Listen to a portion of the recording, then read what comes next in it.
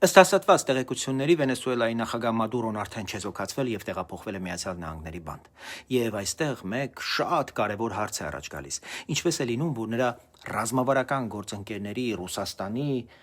Չինաստանի, Կուբայի հետախուզությունները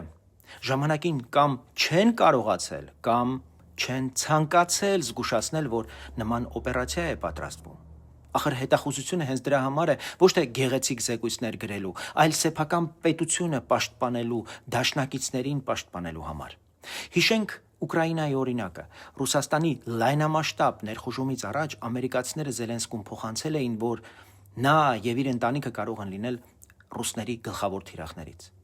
Նա իհարկե գիտակցեց, որոշեց մնալ եւ դիմադրել։ Հայաստանն էլ ունի ցավոտ փորձ։ 44-օրյա պատերազմից առաջ պարզվում է, որ մեր արտաքին հետախուզությունը համոզված է եղել, որ Ադրբեջանը հարձակվելու է Արցախի վրա։ Բայց պարզվում է, որ ռուսները մեզ որպես ռազմավարական գործընկեր տվել են մոլորեցնող տեղեկություններ։ Մինչև վերջին պահին մենք փաստորեն հենվել ենք այս գործընկերների կեղծ տվյալների վրա, որովհետև Ռուսաստանին համարել ենք վստահելի։ Եզրահանգումը այս ամենից պարզ է, անվտանգությունը չի կառուցվում դաշնակցի հավաստիացումների խոսքի վրա։ Հետախուզությունը այս իմաստով սուվերենության կարևորագույն գործիք է։ Ով վտանգի պահին քեզ մոլորեցնում է,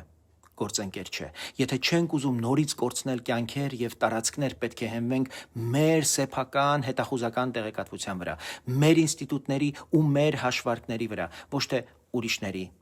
հավաստիացումների։